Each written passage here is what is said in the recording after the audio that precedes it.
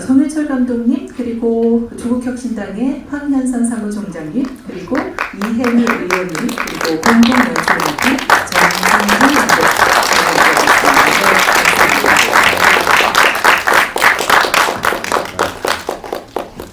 네, 사실 영화를 만든 감독과 스태프들 그리고 게스트로 오신 이 분들이 이 기자간담회가 사실은 쉬운 자리는 아니거든요. 아마 많이 긴장도 되고 또 설레기도 하고 많은 이야기들을 또 하고 싶기도 하고 그럴 텐데 오늘 이 시간 영화에 대한 이런저런 이야기, 제작 과정에 대한 이야기, 영화 내용에 대한 이야기를 나눠보도록 하겠습니다. 먼저 정일철 감독님부터 몸풀기로 간단한 질문 하나 드릴까요? 이제 영화 개봉이 내일 모레요, 그렇죠? 벌써 그렇게 됐는데 개봉을 앞두고 많은 소감이 있을 것 같습니다. 간단한 인사 말씀과 함께 개봉을 앞둔 소감 한 말씀씩 해주시죠. 네. 참 정치의 계절에 또 이런 정치적인 영화, 정치 영화라고 볼 수 있는 작품을 개봉했는데 저는 이 작품을 정치 영화라기보다는 휴먼 다큐라고 생각하고 만들었습니다. 다만 그 주인공이 이 정치인일 뿐이죠. 모쪼록 그 사람의 한 인물의 참 그 다사다난했고 힘들었던 인생 그리고 또 어떤 성취 그 과정 그거를 잘 지켜봐 주셨으면 감사하겠고요. 이 짧은 기간 안에 이 영화를 완성해서 이렇게 공개하게 된 게 너무 감사하고 우리 또 하지만 주인공은 영화를 결코 볼 수 없습니다. 네, 그래서 그 감옥에 계신 우리 조국의 배우님께 이 오늘의 기쁨을 전달하고 싶습니다. 감사합니다. 네, 황현선 사무총장께서도 오늘 인사 말씀 한번 해주시고 오늘 영화 보신 소감도 말씀해 주세요. 네, 조국혁신당 사무총장 황현선입니다. 저는 생각이 춘향이가 나오라는데 춘향이가 못 나와서 향단이가 나온 느낌인데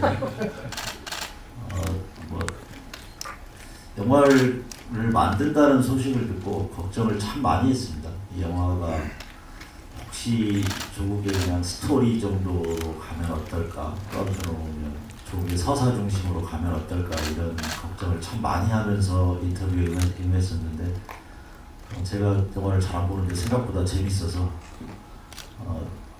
또 여러 가지 생각에 좀 많이 잠기게 되는 제가 오늘 실은 가져온 손수건을 가지고 왔었는데 손수건을 몇 번 꺼내게 됐었습니다. 그래서 조국 대표가 이 영화에 대한 관심과 이 영화에 대한 생각 이런 것들을 많이 하고 계시는데 우리 정철 감독이나 우리 정상진 감독이 상당히 좀 잘 담아냈다 이런 생각을 했습니다. 감사합니다. 이혜미 의원께서도 인사와 소감 말씀해 주시죠. 네, 조국혁신당 국회의원 이혜민입니다. 여러분 어떻게 보셨는지 모르겠는데 저는 희노애락 다 담겨있네 그런 생각을 하면서 좀 봤습니다. 조금 전에 감독님께서 휴먼 다큐라고 말씀을 하셨고 주인공이 정치인이어서 정치 영화라고 말씀을 하셨는데요. 휴먼 다큐라는 말씀에 굉장히 공감이 됩니다. 최근에 우리가 겪었던 여러 서사, 여러 역사, 이것도 언젠가는 역사로 남겠죠. 그런 역사들이 조국이라는 어떤 한 사람에게 전체가 다 투영된 그런 생각이 들었어요. 그렇기 때문에 더더욱 이 이야기가 다시 나의 이야기로 느껴지지 않나. 그래서 결국 이 다시 만날 조국이라는 영화는 결국 최근 이 모든 가정을 함께한 우리 모두의 이야기가 되겠구나 그런 생각을 하면서 봤습니다. 처음에 이 영화 찍겠다라고 말씀을 하셨을 때 저도 사실은 어떻게 나올까 해서 걱정을 많이 했는데요. 충분히 영화로서의 가치 또한 굉장히 높고 그러기 때문에 더더욱 당신의 이야기야 가서 봐도 돼 이런 말을 좀 자신 있게 할 수 있을 것 같습니다. 좋은 영화 만들어주셔서 감사하고 그다음에 지금 오늘 이 자리에 함께 와주신 분들 제일 처음 보신 걸로 아는데 저도 지금 영화를 처음 봤거든요. 그래서 조금 더 이야기 나누면서 좀 더 생각이 정리될 것 같습니다. 감사합니다. 네, 안녕하세요. 전입니다. 사실 나오지 말아야 할 영화가 나온 것 같아서 저는 처음 영화를 기획하고 제작 그리고 공동 연출을 맡으면서 조금은 힘들었습니다. 지금도 이 자리가 조금 많이 힘든데 평상시 영화나 그리고 피사체를 기록을 하는 거에서 굉장히 익숙한 사람인데 이 영화의 시작은 그 기록은 오랫동안 해왔지만 시작은 2024년 12월 13일부터라 생각이 들거든요. 2024년 12월 12일 대법원 판결 받으신 이후에 조국 대표님의 인터뷰를 진행할 때 사실 저는 좀 기겁했습니다. 카메라를 세팅을 하고 그리고 보통 영화를 기록하는 사람이라면 모니터를 봐야 되고 그리고 어떠한 이야기를 하시는지 기록을 들어야 되는데 그러지 못했습니다. 그리고 조국 대표님이 12월 16일 교도소에 입소하는 그 날도 기록은 하고 있었지만 저는 뷰파인더를 보지 못했습니다. 하지만 카메라가 확실히 좋긴 좋은 것 같습니다. 제가 뷰파인더를 보지 않았다 하더라도 어찌 보면 여러분들이 영화 속에서 보셨던 이 장면들은 오롯이 저의 마음이라기보다는 대한민국 5,160만의 마음이 아닐까 하는 생각이 듭니다. 그들의 마음의 창으로 영화를 찍었고 그리고 이 영화를 이렇게까지 그리고 오늘 이 자리에서 처음으로 공개하게 함께 해주신 진짜 힘들었어요. 우리 정유철 감독님한테 이 자리를 위해서 다시 한번 감사드립니다. 감사합니다.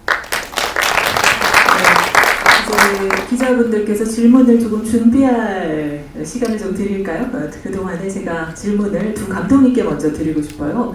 사실은 이 다시 만날 조국이라는 휴먼 다큐멘터리 영화를 두 분께서 공동 연출을 하셨는데 정윤철 감독님이요 워낙 영화를 많이 만드셨고 또 우리가 좋아하는 영화들도 많이 있고 정상진 감독은 지금 잠깐 말씀해 주셨다시피 영화 배급에 힘쓰고 영화 이쪽에서 많은 일을 해주셨는데 감독 데뷔를 하셨어요, 이 영화로. 그래서 저는 개인적으로도 그 계기도 참 궁금한데 두 감독님은 이 영화를 어떻게 공동 연출을 하게 됐는지 계기에 대한 말씀 살짝 해줄 수 있을까요?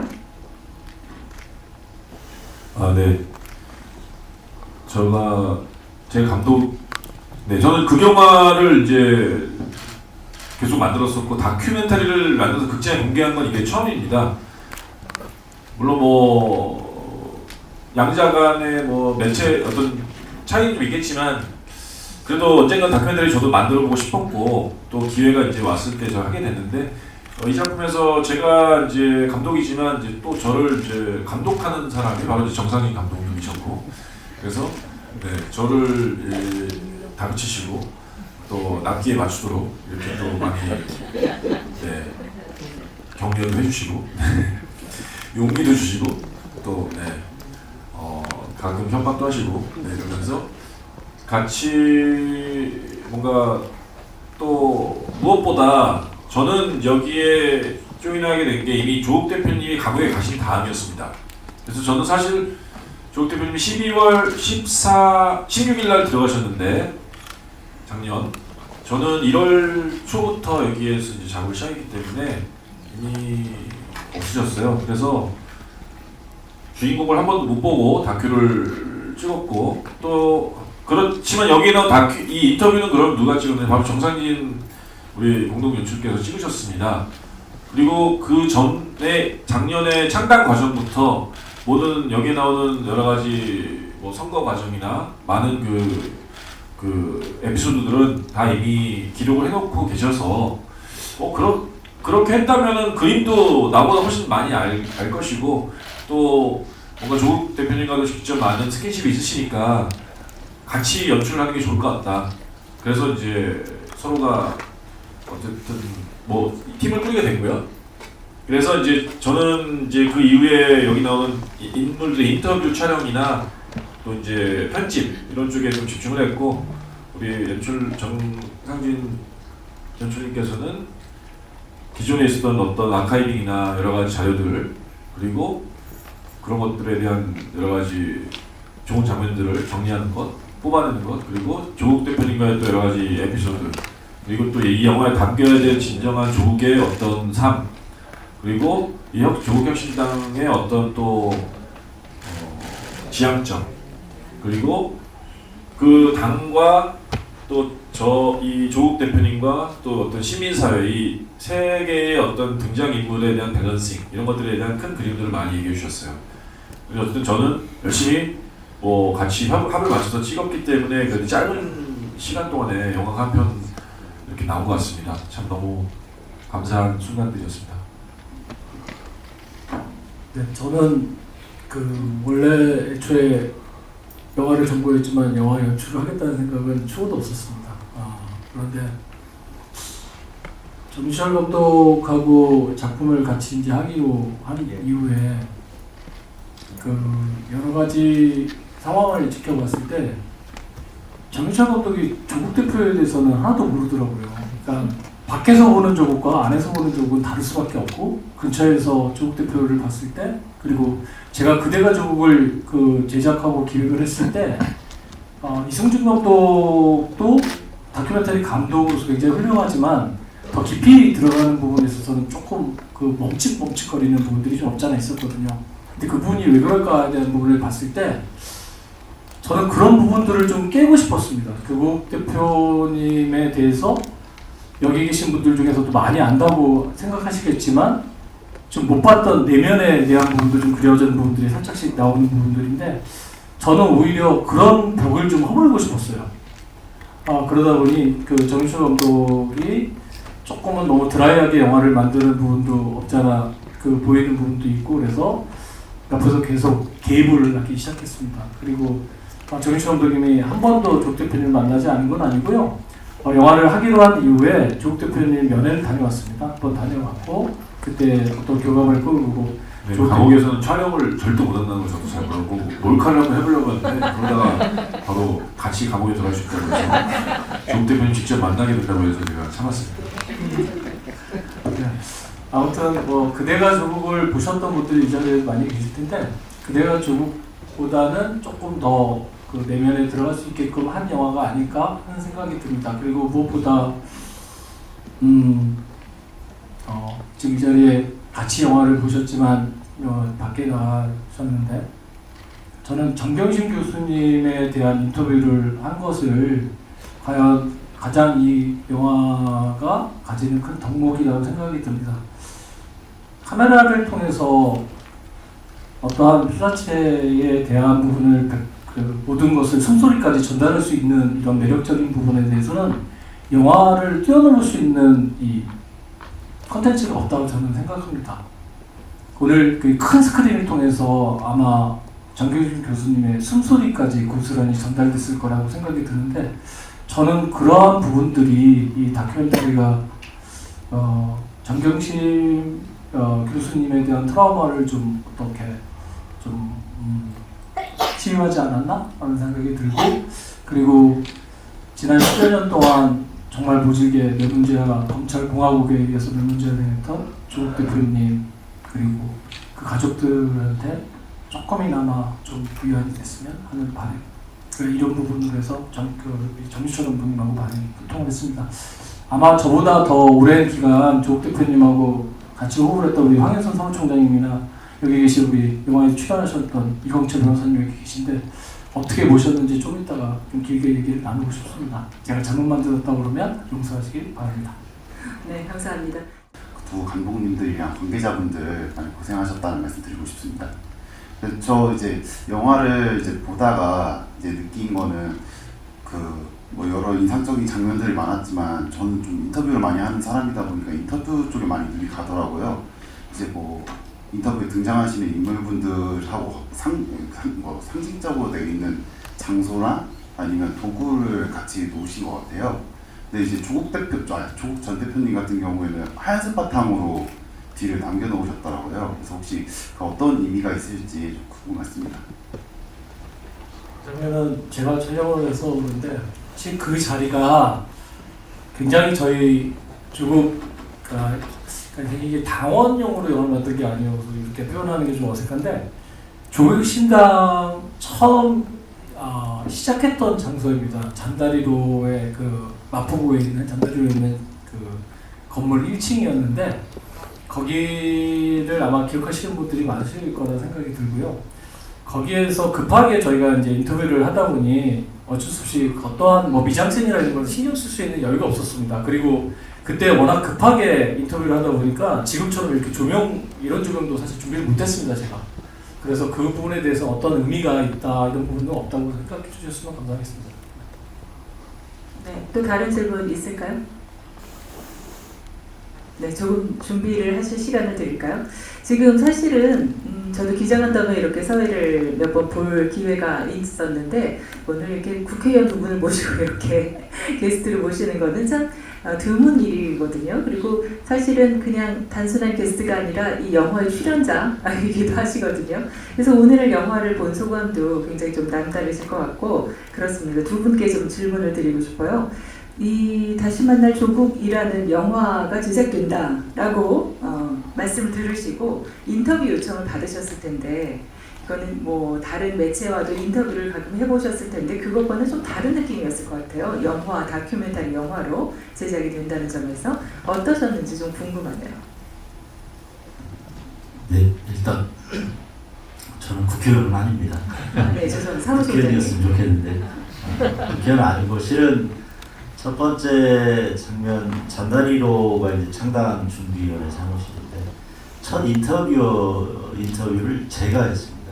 그러니까 가장 이제 며칠 있다 수감될 분하고 대화를 해야 되는데 이야기를 좀 잘 끌어낼 수 있는 사람이 아마 우리 정상진 감독이 저였을 거라고 생각했던 것 같습니다. 특히나 17년부터 19년 이후에 조국 사태가 터졌을 때 조국 대표하고 같이 일했던 분들은 다 청와대에 있었고 저만 좀 일찍 나와 있어서 제가 이제 그 참화를 같이 겪을 수밖에 없던 사람이고 조국혁신당 창단 과정부터 여러 가지 벌어졌던 상황들을 제일 잘 아는 사람이라서 이제 제가 인터뷰를 했는데요.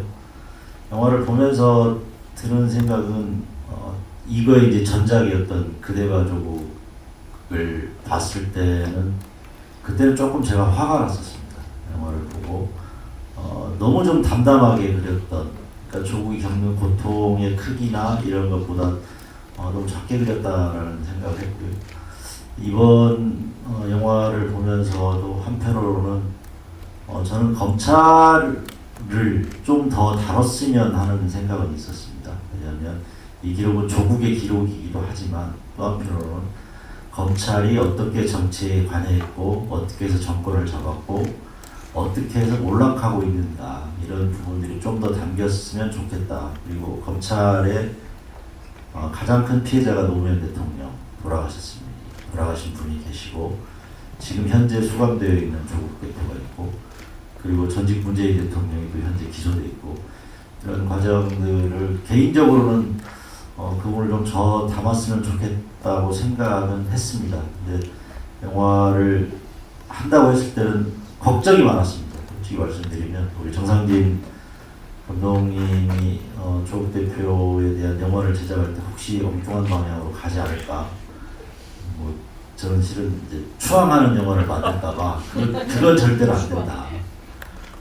그리고 또 하나는 이제 제목을 저렇게 정했을 때 조국이라는 사람이 남북 교도소에서 나와서 어떤 정치를 할 것인가, 어떤 미래를 그릴 것인가에 대한 뭔가 좀 힌트라도 좀 나왔으면 좋겠다 이 영화를 통해서 이제 그런 생각을 많이 했는데요. 끝까지 영화를 안 보여줬고 뭐 제가 출연을 하는지 안 하는지 인터뷰는 참 많이 했습니다만 그래서 오늘 와서 봐라, 와서 보고 이야기를 하라고 했는데 제가 영화를 시사회의 출연자로 참석하다 보니 얼떨떨해서 무슨 이야기를 해야 될지 아직 머릿속을 정리가 잘 안 되고 있습니다. 아마 다음에는 좀 제가 정리를 잘 하지 않을까 싶은 생각인데 이 정도로 말씀을 드리겠습니다.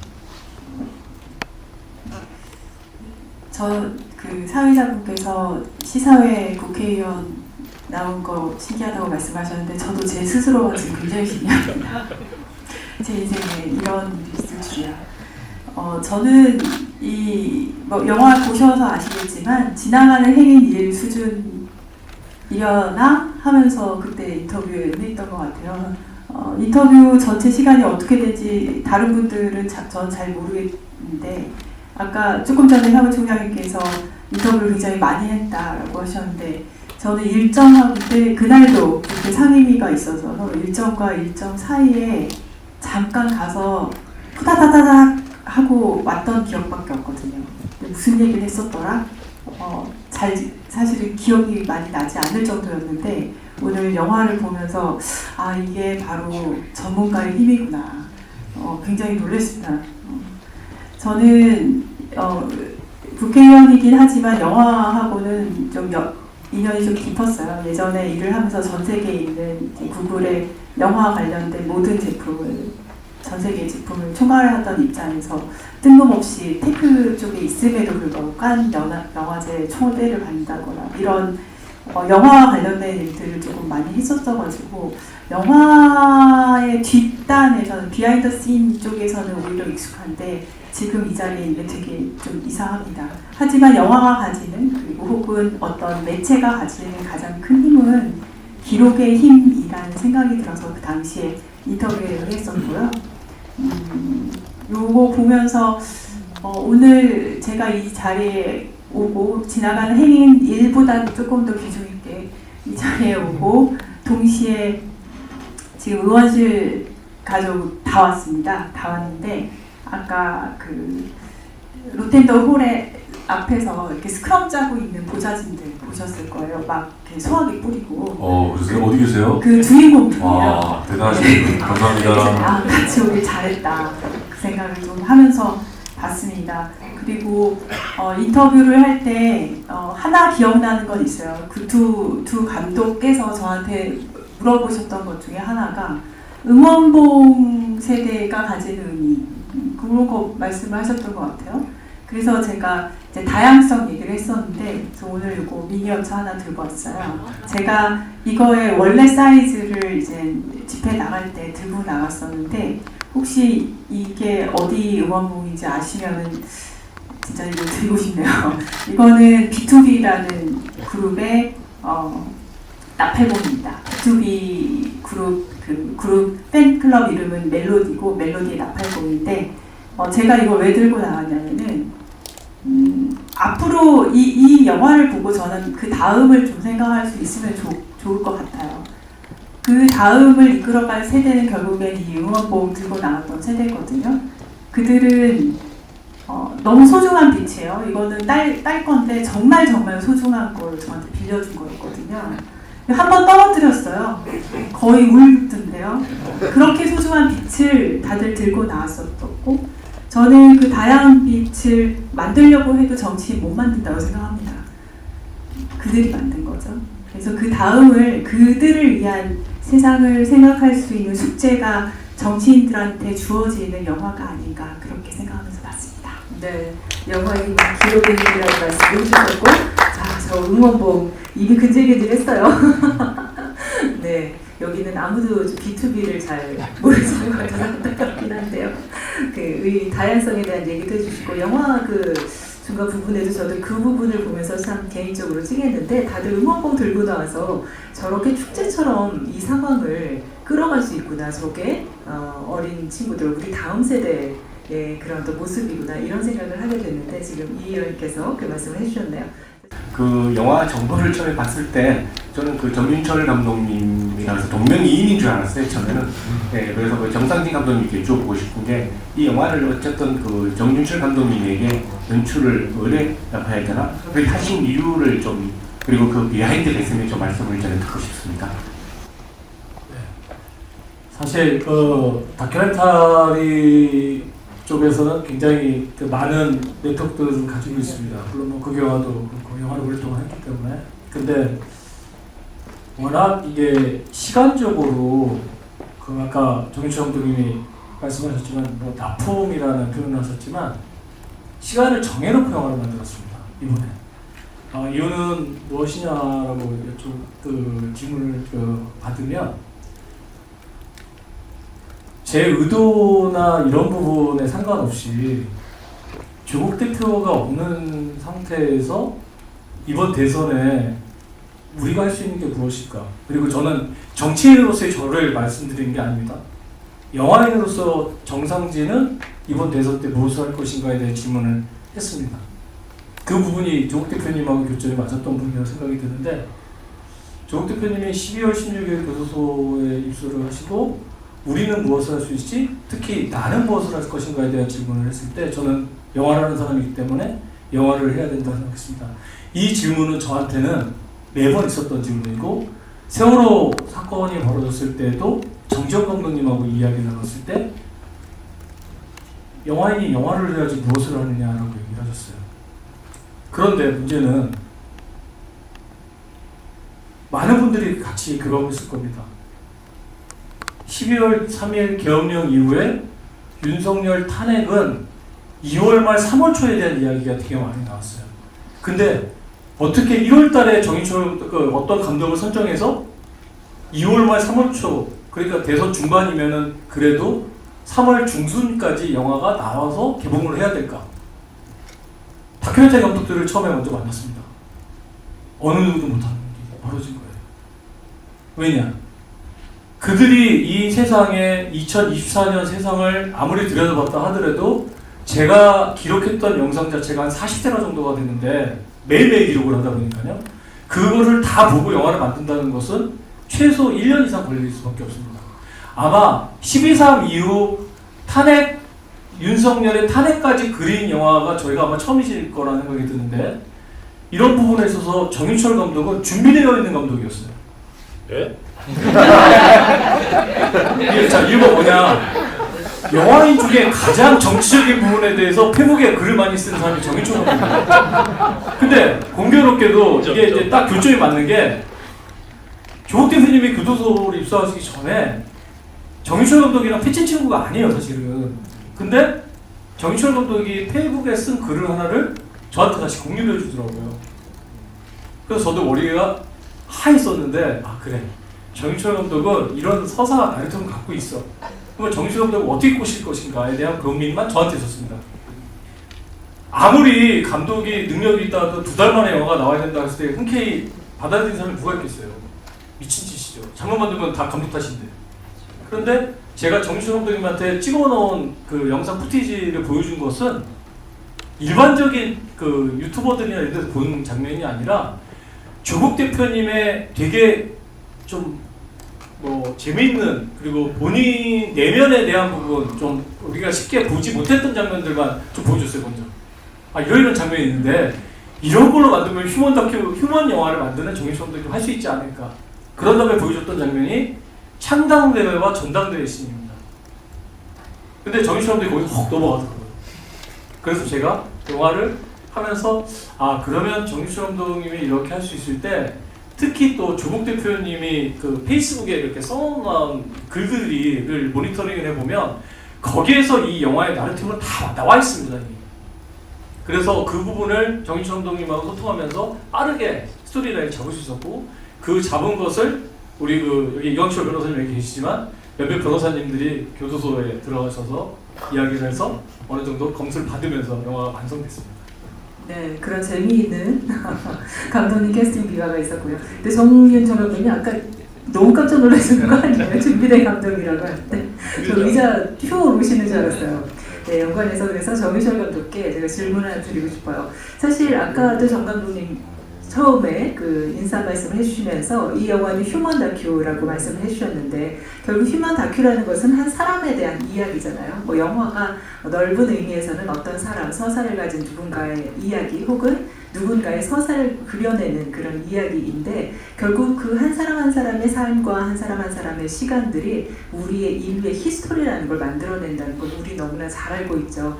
그런 이야기들을 영화 속에 담아내 온 분인데, 사실은 이 다시 만날 조국을 보면서 정경심 교수의 그 모습이 저한테는 굉장히 좀 신선하다고 할까요? 강하게 좀 다가왔어요. 왜냐하면 아시는 것처럼 그동안 정경심 교수님은 그렇게 뭐 이렇게 공식상이나 많이 드러난 분이 아닌데, 이 영화에서는 꽤 많은 그 화면 속에서 이렇게 보여지면서 그분이 개인적으로 느꼈을 어떤 고통, 또 엄마로서의 그런 고통이 저도 엄마이기 때문에 그런지 너무나 크게 다가왔거든요. 근데 듣기로는 정 감독께서 정경심 교수의 이 부분을 많이 넣어야 한다라고 주장을 하셨다고 들었어요. 왜 그랬을까요? 이 부분이 왜 이렇게 중요했을까요?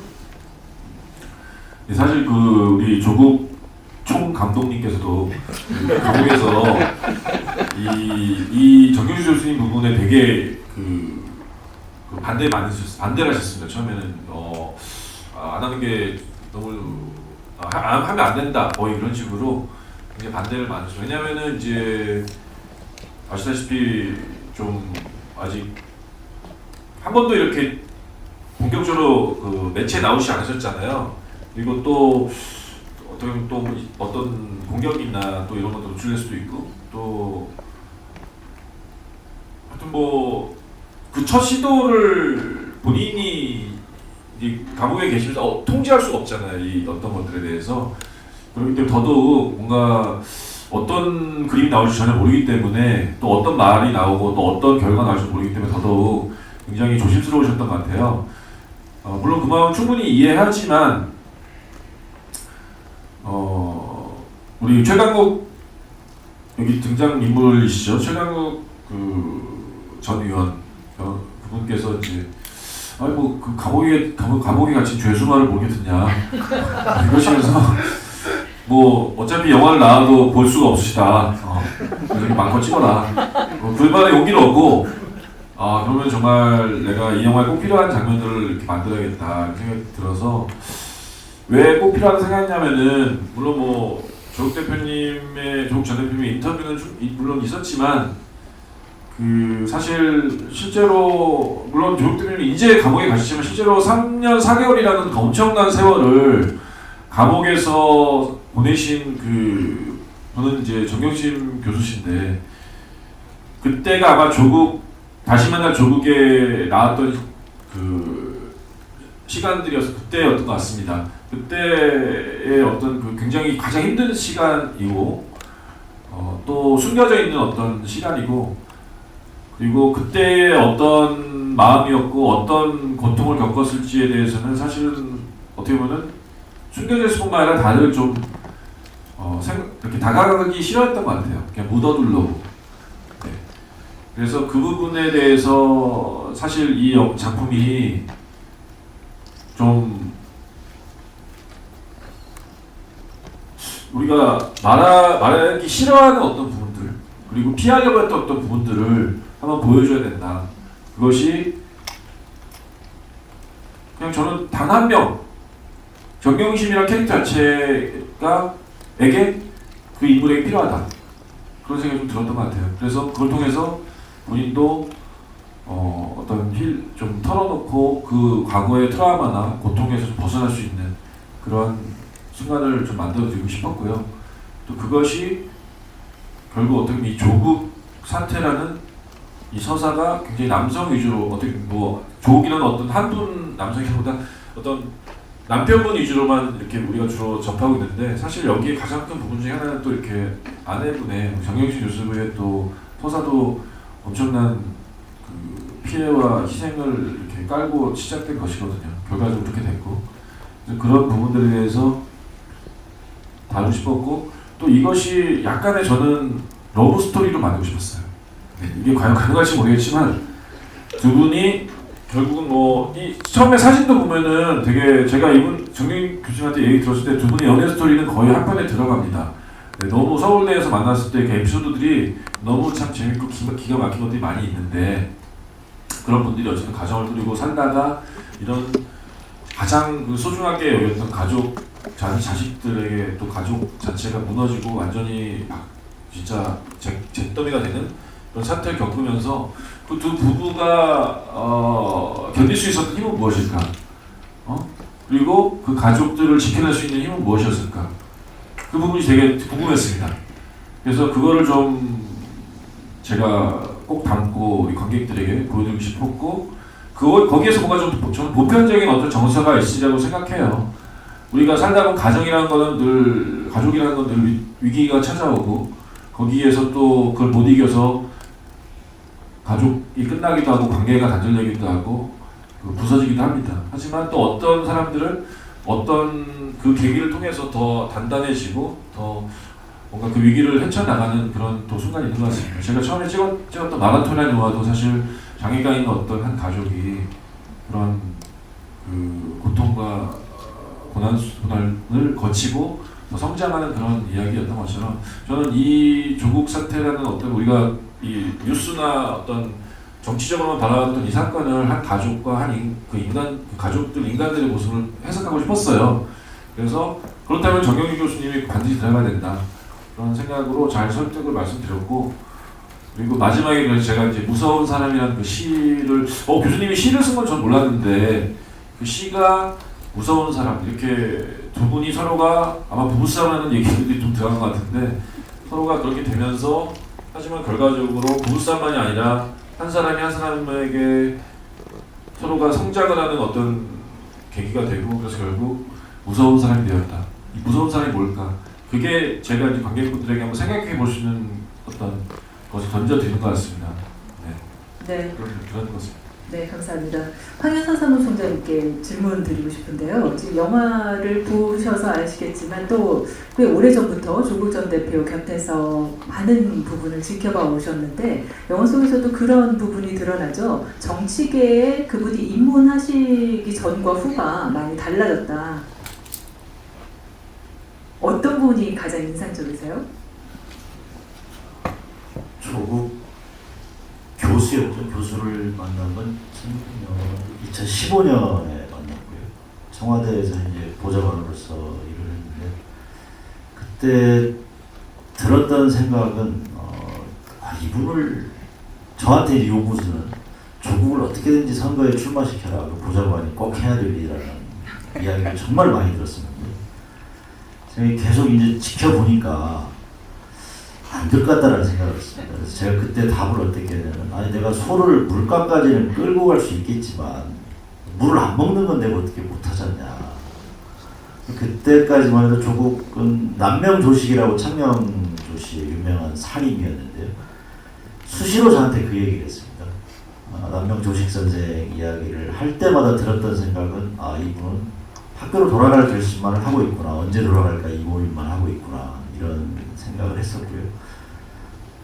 법무장관 제안 받고도 조국 대표 영화에도 잠깐 나오지만 저하고 상의하면서 법무부 장관 출마를 안 할 방법을 그러니까 법무부 장관도 정말 하기 싫었고요. 법무부 장관을 안 하면 출마해야 될 거다라고 했고 아마 틀림없이 다음 20년 총선에 나갈 거다. 그래서 그렇게 얘기했더니 그러면 법무부 장관도 않고 출마도 안 할 방법이 뭐냐라고 했을 때 방법이 없다고 그랬습니다. 둘 중에 하나 선택해야 된다. 현재 상황에서는. 그렇게 했는데 사람이 정영희 교수님 그 시도 나오지만 무서운 사람이 좀 됐다라는 생각을 했습니다. 왜냐하면 제가 조국 대표한테 처음에 창당 준비 작업에는 제가 참여를 못했었습니다. 제 개인 사정이 있어서. 근데 조국 대표가 다른 사람에 대해서 어떻게 막 강하게 끌고 가거나 이러는 사람이 아니었는데 3월 2일 날 저한테 전화 와서 내일 창당대회 하는데 와라. 근데 개인적으로는 제가 그날 컷오프를 당한 날이었습니다. 민주당에서. 근데 전화를 와라 했는데 계속 우리 캠프 회단식도 해야 되고 막 이렇게 했는데 마지막 답이 오는 걸로 알고 끊겠습니다 하고 전화를 끊어버렸습니다. 제가 딱 그때 들었던 생각은 이분이 진짜 뭘 하겠구나. 저한테 그렇게 강권한 적이 그동안 한 번도 없었거든요. 그래서 두말 없이 기차표를 끊고 이제 올라갈 준비를 했었습니다. 그리고 두 번째는 정확히 기억은 안 나는데 광주에서 북콘서트 할 때 그때 이제 그 창당 작업을 하려고 하면 일단 참모진들이 있어야 되는데 그때 보좌관 했던 사람들은 다 국회의원 출마 준비를 하고 있어서 이제 저 앞에 있는 이광철 변호사, 청와대에서 같이 일했던 사람들을 싹 모아서 이제 광주에서 출마 선언을 했었는데 제가 그날 좀 화를 냈던 기억이 있었습니다. 그때까지만 해도 조국은 누가 사진 찍자고 하면 피하기 바빴던 사람이었습니다. 막 행사 끝나면 빨리 가려고 하고 도망가려고 하고 제가 그날 그 장면을 좀 유심히 보다가 그렇게 하시려면 차라리 출마 선언 하지 마셔라. 창당 작업하지 마셔라. 여러 사람 죽이는 길이다. 당신 하나 보고 이 청와대에서 일했던 그 변호사들이 자기 일 다 자파하고 지금 여기를 돕겠다고 하는데, 그렇게 대중을 만나는 거에서 어색해하고 피하려고 하면 차라리 지금 정리하시자. 그러지 않으면 이거 우리 다 망합니다 라고 했는데, 그 다음부터 좀 바뀌는 모습들을 보면서 아, 이분이 정말로 정치 근육이 좀 생기고 있구나 이런 생각을 했고요. 창당대회 때 연설하는 걸 보면서 제가 깜짝 놀랐습니다. 이 사람 연설을 이렇게 잘했어? 저는 그냥 책 읽듯이 읽고 끝날 거다 이렇게 생각을 했거든요. 근데 너무 연설을 잘해서 아, 여기에도 내 인생을 한번 걸만하겠구나 뭐 이런 생각을 했고, 실은 뭐 안 걸 도리도 없었고요. 저는 조국 대표가 19년 생활 겪을 때 제가 굉장히 두려웠었습니다. 저도 전화통화도 마음대로 할 수 없는 상황이고, 저 화살이 저한테 올까 이런 걱정도 있었고, 그런 과정을 하면서 마음에 큰 빚이 있었는데 창당 작업에 창당 대회 날 오면서 그래, 조국을 위해서 뭐 한번 인생 한번 걸어보지, 뭐 10년만 한다는데 기껏해야 노비생활 10년이면 되겠지 이런 마음으로 창당을 했고, 확실히 조국은 완전하게 변했다라는 생각을 했습니다. 정말 정치인, 어느 정치인보다 훈련도 잘 돼 있고 정치를 한 60년 준비한 사람 같이 변해서 다행스럽게 생각하고 있습니다. 기대할 만한 정치인이 돼가고 있다 이런 생각을 했었습니다. 네, 감사합니다. 이해배 의원님.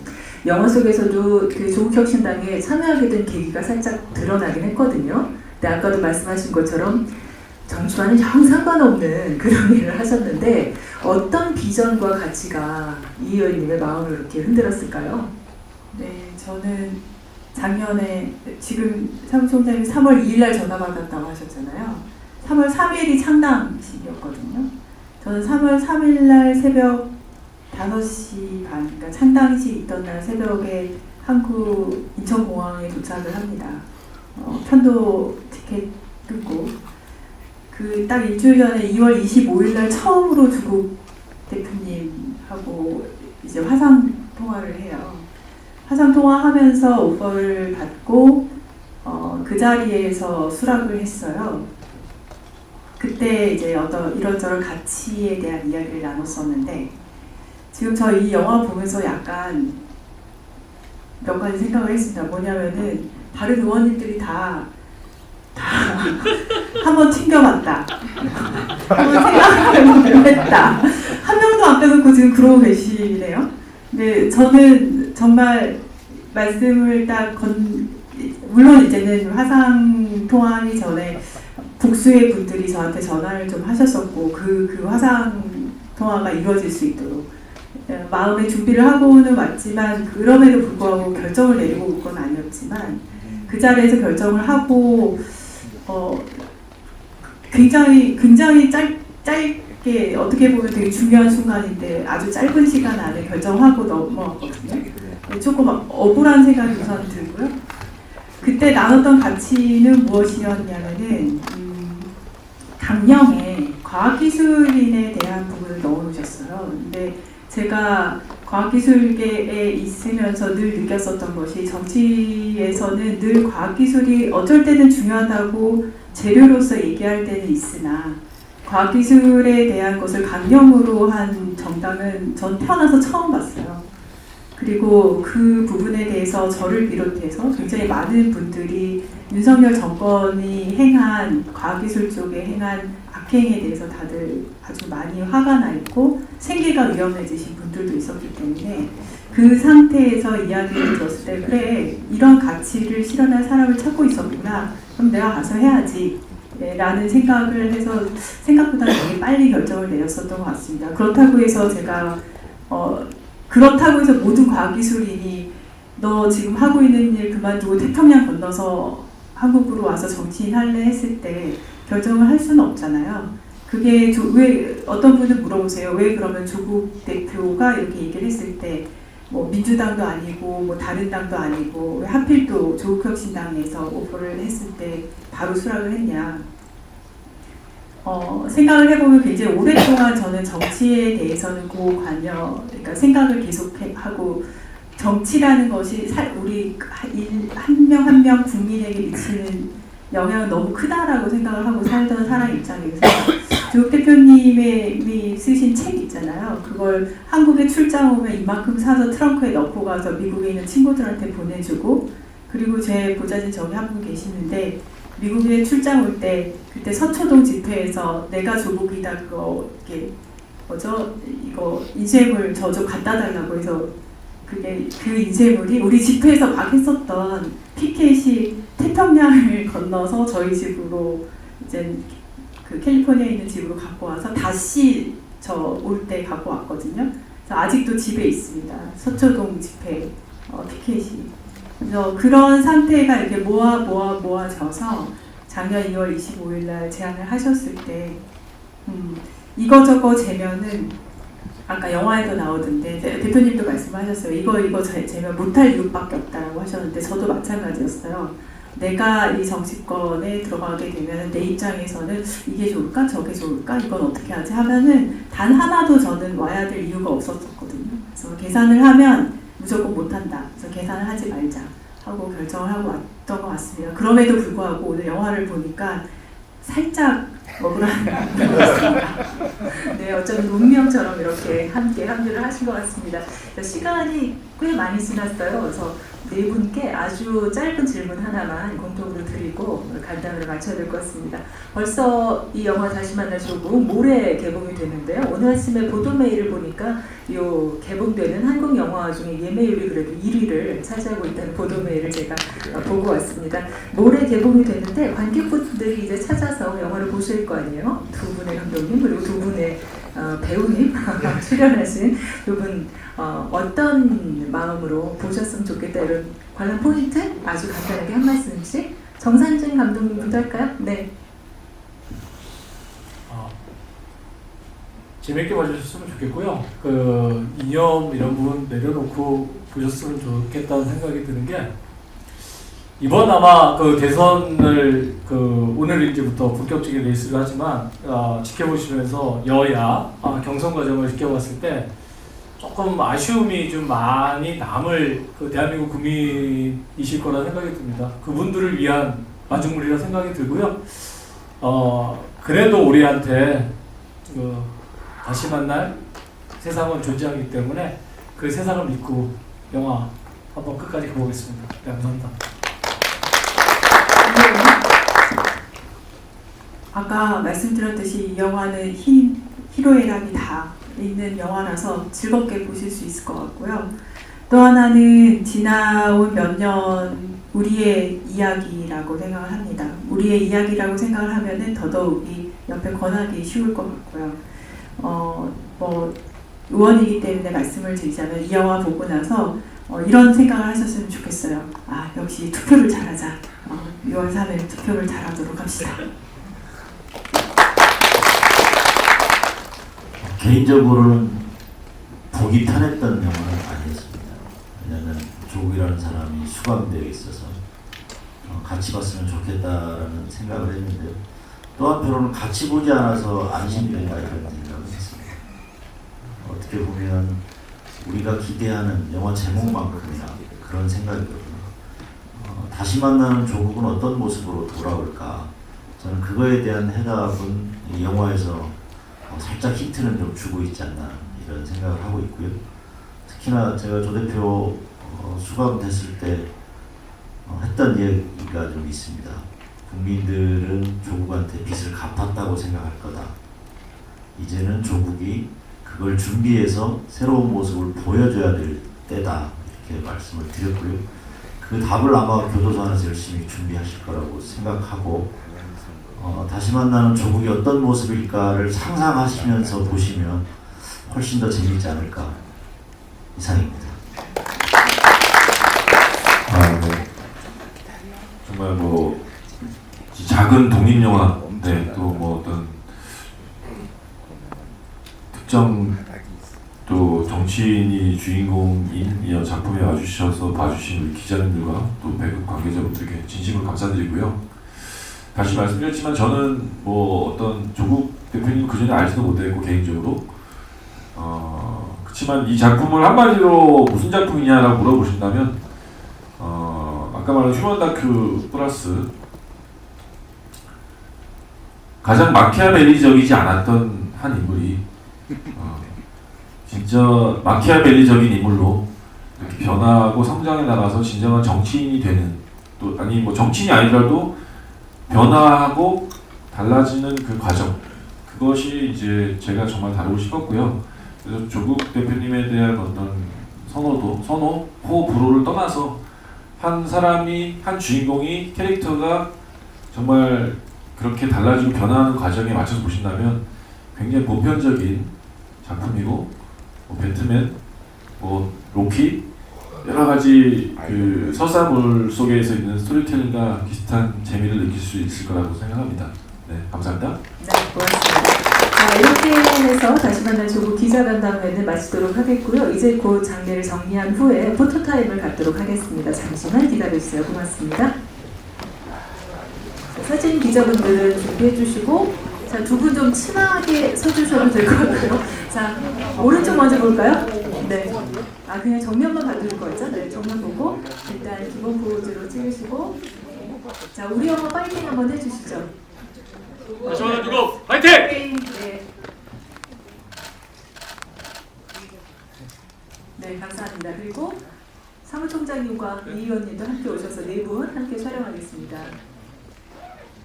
정윤철 감독께서 조금 이쪽으로 와주셔야 될 것 같은데요. 네.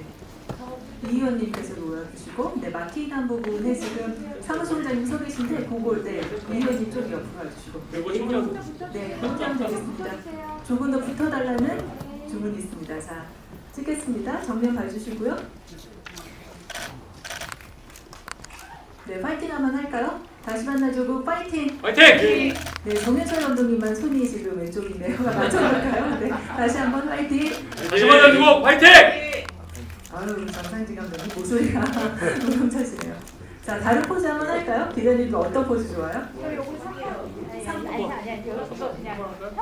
아, 혁신 한번? 네, 혁신 한번. 네, 정윤철 감독님은 옆에 보고 커닝하시면 될 것 같아요. 네.